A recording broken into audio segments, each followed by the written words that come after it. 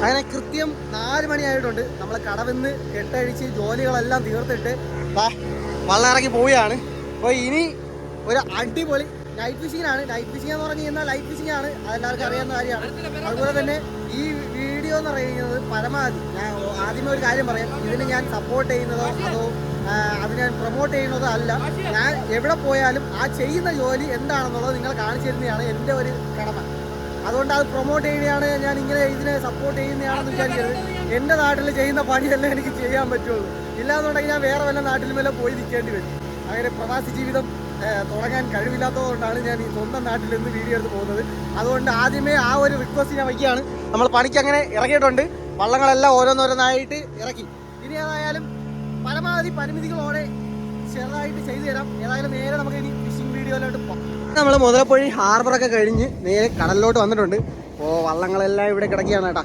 ഒട്ടനവധി വള്ളങ്ങളൊക്കെ ഇറക്കുന്നുണ്ട്. ഇവിടുത്തെ പ്രധാന പണിയെന്ന് പറഞ്ഞു കഴിഞ്ഞാൽ ഇതാണ്, രാത്രി ഫിഷിംഗ് ആണ്. മറ്റു സ്ഥലങ്ങളിൽ എങ്ങനെയാണെന്നൊന്നും അറിയത്തില്ല, ഓരോ നാട്ടിലും. ഇപ്പം ഇന്നെ ഈ ഒരു കാര്യം പറഞ്ഞുതരാം, ഇവിടെ നടക്കുന്ന പണികൾ മറ്റു സ്ഥലങ്ങളിൽ നടക്കുമെന്നുള്ളത് ഉറപ്പ് പറയത്തില്ല. നമ്മൾ ഫിഷിംഗ് സ്പോട്ടിലെത്തി ആങ്കറൊക്കെ ചെയ്തോട്ടുണ്ട് കേട്ടോ. ആങ്കർ ചെയ്ത് നമ്മൾ സ്റ്റിക്കർ ചൂണ്ട, അതായത് മഴയൊക്കെ എടുത്ത് വിടാൻ വേണ്ടിയിട്ട് പോവുകയാണ്. മഴയൊക്കെ ഇട്ട് നമ്മൾ കടലിൻ്റെ ഒഴുക്ക് എങ്ങനെയാണെന്ന് നോക്കും. സച്ചു അത് ഇത് നോക്കണം, ആ മരത്തി തള്ളി വിടാം. അങ്ങനെ കൃത്യം 6:30 നമ്മൾ ഫിഷിംഗ് സ്പോട്ടിലെത്തി. നമ്മുടെ വള്ളമാണെന്നുണ്ടെങ്കിൽ ആങ്കർ ചെയ്തിട്ടുണ്ട്, മറ്റു വള്ളങ്ങളെല്ലാം ആങ്കർ ചെയ്യാൻ വേണ്ടിയിട്ട് പോവുകയാണ് കേട്ടോ. അപ്പോൾ വലിയ വള്ളം കുറച്ചുകൂടെ ഉള്ളിലോട്ട് പോയിട്ട് വേറൊരു വെട്ടം വയ്ക്കാൻ വേണ്ടിയിട്ട് പോകുന്നുണ്ട്. അപ്പോൾ ഒട്ടനവധി വള്ളങ്ങൾ ഇത് ഈ ഒരു പരിസരങ്ങളിലൊക്കെ കാണാൻ പറ്റുന്നുണ്ട്. കാര്യം എന്ന് പറഞ്ഞാൽ നേരെ മുമ്പ് ഇന്നലെ പണി കിട്ടിയത്, അതായത് മീൻ കിട്ടുന്ന സ്ഥലങ്ങളിലാവുമ്പോഴേക്കും വള്ളങ്ങൾ ഒരുപാട് കാണാൻ പറ്റും. അങ്ങനെയാണ് ഈ വള്ളങ്ങളെല്ലാം കാണുന്നത് കേട്ടോ. അപ്പോൾ ഇത്രയധികം വള്ളങ്ങൾ ഇവിടെ കാണാൻ പറ്റുന്നുണ്ട്. ദൂരോട്ട് മാറി കാണുന്ന ചെറിയ ചെറിയ കറുപ്പ് ഇതൊക്കെ എന്ന് പറഞ്ഞാൽ വള്ളങ്ങളാണ് കേട്ടോ. ഓക്കെ, അപ്പോൾ ഇനി ഏതായാലും കുറച്ചുകൂടെ കഴിഞ്ഞ് നമ്മളിപ്പോൾ സ്റ്റിക്കർ ചൂണ്ട വിടുന്നുണ്ട്, കടലിൻ്റെ ഒഴുക്ക് എങ്ങോട്ടാണെന്ന് മനസ്സിലാക്കാൻ വേണ്ടിയിട്ട്. ആ ഒഴുക്ക് മനസ്സിലാക്കിയതിന് ശേഷം നമ്മൾ ബാക്കിയുള്ള വള്ളങ്ങളൊക്കെ വെച്ചതിന് ശേഷം നമ്മുടെ മീൻ പിടുത്തം തുടങ്ങും. അപ്പോൾ ഏതായാലും ആ സമയത്ത് നമുക്ക് കാണാം. അങ്ങനെ നമ്മളിവിടെ ആങ്കറിട്ട് ലൈറ്റൊക്കെ കത്തിക്കുന്ന സമയം കൊണ്ട് തന്നെ ഇവിടെ 2 മീനുകൾ കിട്ടി. വേണ്ടല്ലേ, ഇത് കലവ, പട്ടിക്കുട്ടി എന്നിങ്ങനെ ഓരോ നാട്ടിൽ ഓരോ പേര്, മഴവ്, അങ്ങനെയൊക്കെ ഓരോ പേരെ പറയും. ഓരോ നാട്ടിൽ ഓരോ പേരായിരിക്കും. നിങ്ങൾ പറയുന്ന പേരെന്താണെന്നുള്ള ജസ്റ്റ് ഒന്ന് കമൻറ്റ് ചെയ്യുക. ഈ സാധനമാണ് ഇപ്പോൾ കിട്ടിയത്. അതുപോലെ തന്നെ വേറെ ഒന്ന് കിട്ടി, നമ്മുടെ ഉണ്ണിമേരി, കൊല്ലംകാരുടെ ഉണ്ണിമേരി. എൻ്റെ നാട്ടിൽ കണ്ണമ്പോള എന്ന് പറയും കേട്ടോ. അപ്പോൾ ഈ മീനിനെ കഴിച്ചിട്ടുള്ളവരുണ്ടെങ്കിൽ അതിൻ്റെ ടേസ്റ്റ് ഒന്ന് കമൻറ്റ് ചെയ്യുക. കാരണം എന്ന് പറഞ്ഞു കഴിഞ്ഞാൽ ഇത് ഞങ്ങൾ പൊള്ളിച്ച് കഴിക്കാറാണ് പതിവ്. ഇത് കിട്ടിക്കഴിഞ്ഞ് കഴിഞ്ഞാൽ ഇതിനങ്ങനെ തന്നെ വെളിച്ചെണ്ണ ഒഴിച്ച് ഇതിൻ്റെ കുടലൊക്കെ കളയത്തില്ല, കുടൽ കളയാതെ തന്നെ ഇങ്ങനെ ഉപ്പും തേച്ച് നേരെ എണ്ണയിലിട്ട് പൊള്ളിച്ചെടുക്കും. ഇതാണ് ഉണ്ണിമേരി അല്ലെങ്കിൽ കണ്ണമ്പോള. പിടിച്ചു വന്ന അടുത്തത് വെറൈറ്റി ഐറ്റങ്ങൾ. ഇന്ന് ഫുള്ള് വെറൈറ്റി ഐറ്റങ്ങളാണ്. CD മുള്ളൻ അല്ലെങ്കിൽ കത്തിപ്പാര. വിരട്ടുകടലിലാണ് ഇതൊക്കെ കൂടുതലും കാണുന്നത്. വിരട്ടെന്ന് പറയുന്നത് നമ്മളെ തിമിംഗലം അല്ലെങ്കിൽ ഡോൾഫിൻ അങ്ങനെയുള്ള സാധനങ്ങളൊക്കെ വന്നു പോകുന്ന സ്ഥലത്തൊക്കെയാണ് ഈ സാധനങ്ങളൊക്കെ കാണുന്നതാണ് പണ്ടുള്ളവർ പറയുന്നത് അല്ലേ. അപ്പോൾ ഇതാണ് CD മുള്ളൻ അല്ലെങ്കിൽ കത്തിപ്പാര, ബ്ലേഡ്, ഡിസ്ക്, അങ്ങനെ ഓരോ നാട്ടിലും ഓരോ പേരായിരിക്കും. അപ്പോൾ ഫ്രഷായിട്ട് നിൽക്കുമ്പോൾ എങ്ങനെ തിളങ്ങണം നോക്കിയേ, എന്താ ജീവനുള്ള മീൻ. അപ്പോൾ ഇതാണ് സാധനം, ഏറ്റവും അമുട്ട സാധനം. അതിന് നമ്മളെ വല അടിച്ച് തീർന്നിട്ടുണ്ട്. വല അടിച്ച് തീർന്ന് ആളെ എടുത്തിട്ടുണ്ട്. അപ്പോൾ ഇരുട്ടത്താണ്. അപ്പോൾ ഈ ഇരുട്ടായതുകൊണ്ട് തന്നെ പരമാവധി വല അടിക്കുന്ന വീഡിയോസൊന്നും കാണിക്കാൻ പറ്റിയില്ല. ഞാൻ ചെറിയ മരത്തിലായിരിക്കുന്നത് കൊണ്ട് നോക്കിക്കൊണ്ടിരിക്കുക. അങ്ങനെ നമ്മുടെ വലയും കാര്യങ്ങളെല്ലാം അടിച്ച് തീർന്ന് വല വലിക്കാൻ തുടങ്ങിയിട്ടുണ്ട് കേട്ടോ. അപ്പോൾ ഇത്രയും സമയം നമ്മൾ ഒരു മീൻ തരം കണ്ടില്ലായിരുന്നു. എന്നാൽ നിങ്ങൾക്ക് ഞാൻ ഇപ്പോൾ കാണിച്ചു തരാം. ആ മീൻ കൂട്ടത്തെ ഞാൻ കണ്ട മീൻ ഓടിക്കുന്നുണ്ടാ, ഫുൾ ഓടിയിരിക്കുകയാണ് മീൻ. അതിന് നമ്മുടെ വലയ്ക്കുള്ളിൽ ഒരു വലിയൊരു ഡോൾഫിൻ എന്ന് പറയാൻ പറ്റില്ല, ഇതിനെയാണ് പന്നി എന്നൊക്കെ പറയുന്നത്. അപ്പോൾ ആ സാധനം കുടിയും കിടപ്പുണ്ട്. ഇതിനെ രക്ഷിക്കാനായിട്ട് ഇതിൻ്റെ കൂട്ടാളികളൊക്കെ പുറത്ത് നിൽപ്പുണ്ട് കേട്ടോ. വലയുടെ പുറത്ത് നിന്ന് കറങ്ങി ഇതോ പോകുന്നുണ്ട. ആ ഡോൾഫിനാണ്.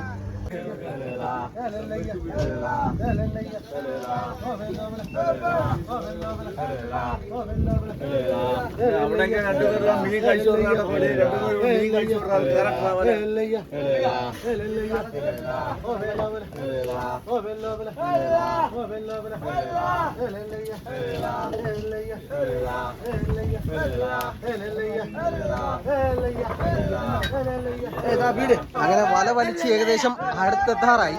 ഈ സമയം വരെ നമ്മുടെ ഡോൾഫിൻ വലയുടെ ഉള്ളിൽ നിന്ന്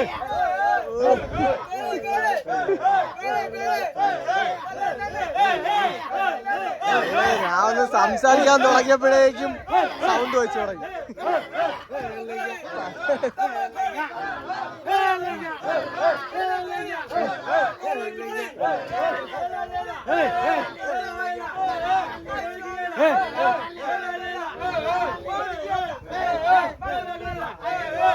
അങ്ങനെ വല നമ്മൾ ഒരുവിധം കയറി കഴിഞ്ഞ് മീനുകളെല്ലാം വരുന്നുണ്ടല്ലേ, എല്ലാം ചെറിയ കൊഴിയാളയാണ് കേട്ടോ.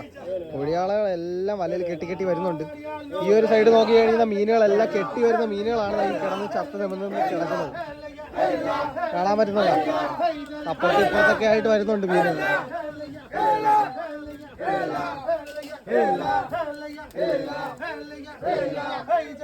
കണ്ണൻ കൊഴിയാളെന്ന് പറയുന്ന കൊഴിയാള.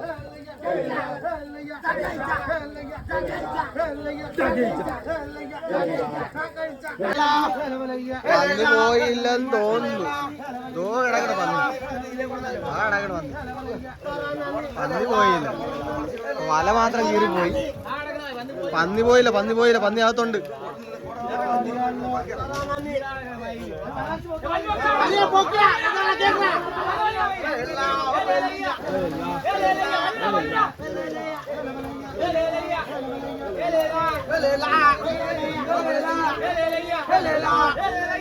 രക്ഷപ്പെടാൻ വേണ്ടിയിട്ടുള്ള വഴികളെല്ലാം തപ്പിയാണ്.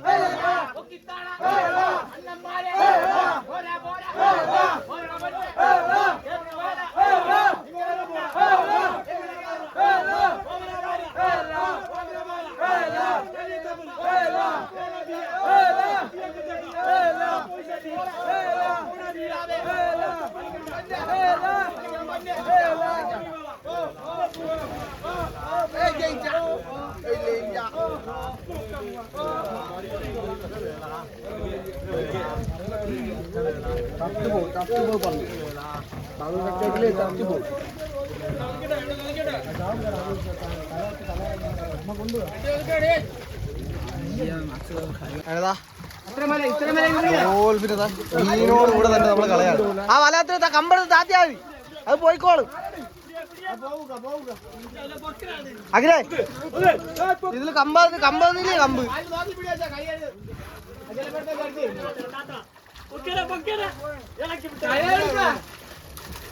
കടയെടുത്ത് അത് കൊമ്പ് കുത്തി കൊടുത്താൽ പേരെടുത്ത് കുത്തി കൊടുത്താൽ അത് താനെ പോയിക്കോളും. ഓക്കെ ഓക്കെ ഓക്കെ, അത് രക്ഷപ്പെട്ടു പോയി. ആ, അതിന്റെ കുടുംബം മൊത്തം ഉണ്ടായിരുന്നു. അപ്പുറത്ത് ഇപ്പുറത്തായിട്ട് കുറെ മീനും കൂടെ കളഞ്ഞു എന്റെ കൂടെ തന്നെ. പോയതിനെ ആ പിന്നെ വല ഒതുക്കിയടാ, അവിടെ നിന്ന് ഒതുക്കിയടാ. അങ്ങനെ നമ്മളെ മീനുകളെല്ലാം ഒതുക്കി എടുത്തിട്ടുണ്ട്. കൊഴിയാളെല്ലാം ചെറിയ കൊഴിയാളല്ലേ.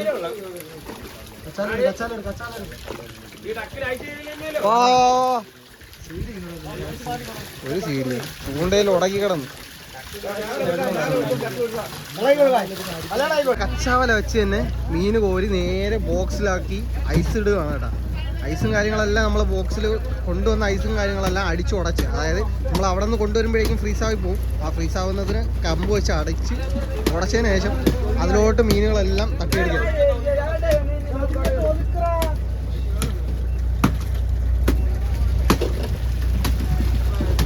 വെച്ചാലിനുള്ള മീനേ ഉള്ളതെന്ന് തോന്നുന്നു. വെച്ചാലിനുള്ള മീനേ ഉള്ളൂ, അതായത് 2 പെട്ടിക്ക്.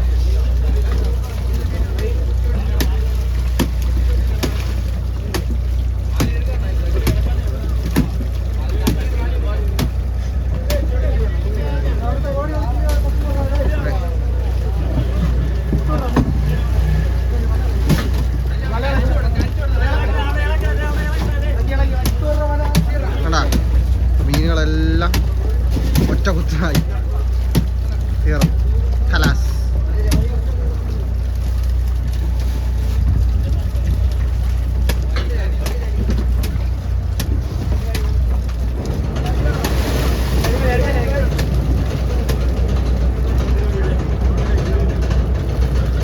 അത് പിടിച്ചോളാടേ.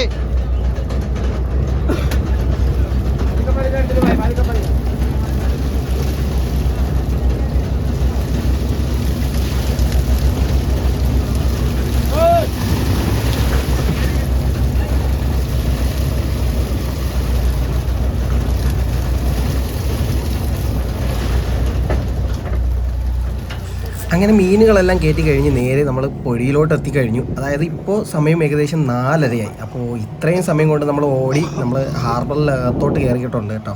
ഹാർബറിൽ കയറുന്ന സമയത്തെന്ന് പറഞ്ഞു കഴിഞ്ഞാൽ ഏറ്റവും കൂടുതൽ ശ്രദ്ധിക്കേണ്ട ഒരു ഹാർബർ എന്ന് പറഞ്ഞു കഴിഞ്ഞാൽ മുതലപ്പുഴയാണ്. കാരണം എന്ന് പറഞ്ഞു കഴിഞ്ഞാൽ എപ്പോൾ കടലടിക്കും എങ്ങനെ കടലടിക്കും എന്നൊന്നും പറയാൻ പറ്റത്തില്ല. അതുകൊണ്ട് തന്നെ പരമാവധി ശ്രദ്ധിച്ച് വേണം തിരമാല അടിക്കുന്നില്ലെന്ന് ഉറപ്പുവരുത്തിയതിന് ശേഷം വേണം വള്ളം അകത്തോട്ട് കയറാൻ.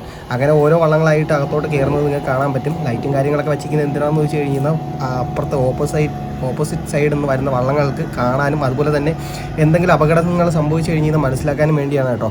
അപ്പോൾ നേരെ ഹാർബറിനകത്തോട്ട് കയറി. ഹാർബറിൽ എത്തിയപ്പോഴേക്കും നമ്മളെപ്പോലെ അതുപോലെ തന്നെ തട്ടുമടി പണിക്കൊക്കെ പോയിട്ട് മീനുകളും പിടിച്ചുകൊണ്ട് ഒരുപാട് വള്ളങ്ങൾ വന്ന് കിടപ്പുണ്ടായിരുന്നു. അപ്പോൾ നമ്മുടെ അതിൽ കൂട്ടത്തിൽ ഒരാളായിട്ട് വള്ളം കൊണ്ട് കെട്ടിയിട്ടതിന് ശേഷം മീനും കാര്യങ്ങളൊക്കെ കാണിച്ചു തരുന്നത് ഇതൊക്കെ എന്ന് പറഞ്ഞാൽ തട്ടുമടിയുടെ മീനാണ് കേട്ടോ. തട്ടുമടി പണിയുടെ എന്താണ് തട്ടുമടി പണി എന്നുള്ളതൊക്കെ ഞാൻ മുമ്പത്തെ വീഡിയോസിലൊക്കെ ഇട്ടിട്ടുണ്ട്.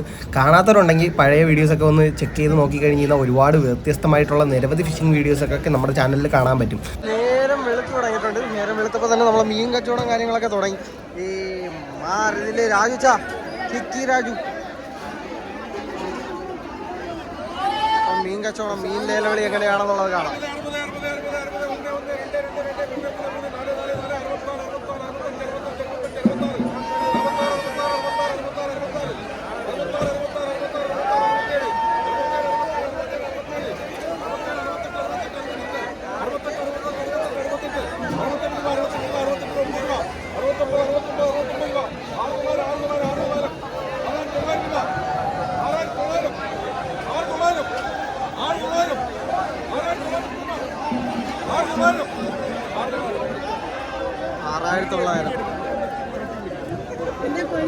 അങ്ങനെ നമ്മുടെ മീനുകളെല്ലാം വിറ്റ് കഴിഞ്ഞ് നേരെ വള്ളം പുറത്തോട്ട് പോയി നമ്മൾ നേരെ ഹാർബറിലോട്ട് പോവുകയാണ്. അപ്പോൾ ഈ ടോട്ടൽ എത്ര കിട്ടിയെന്ന് ചോദിച്ചു കഴിഞ്ഞാൽ ഏകദേശം 80,000 സംതിങ് ആണ് കേട്ടോ.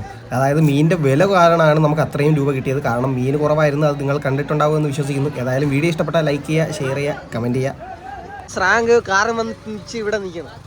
അങ്ങനെ നമ്മുടെ മീനുകളെല്ലാം വിറ്റ് കയറുന്നത് നേരെ വീട്ടിലോട്ട് പോയി. എന്താ ഈ ഇവന്മാരും തുടക്കം തന്നെ തടസ്സമാണ്. അപ്പോൾ മീനൊക്കെ വിറ്റ് കഴിഞ്ഞ് നേരെ നമ്മൾ വീട്ടിലോട്ട് പോവുകയാണ്. അപ്പോൾ മൊത്തത്തിൽ എത്ര രൂപ ഉണ്ടെന്ന് അറിയാം? 4,56,000 ചുമ്മാ കള്ളം. വെറും 82,000 രൂപ. അപ്പോൾ ഏതായാലും അതാണ് നമുക്ക് കിട്ടിയ ഇന്നത്തെ സമ്പാദ്യം. അതിലൊരു തേങ്ങയും വരില്ല. ആക്കപ്പാടാ. അപ്പോൾ ഗൈസ് ഏതായാലും വീഡിയോ വൈൻഡപ്പ് ചെയ്യാണ്. വീഡിയോ ഇഷ്ടപ്പെട്ടാൽ ലൈക്ക് ചെയ്യുക, ഷെയർ ചെയ്യുക, കമൻറ്റ് ചെയ്യുക.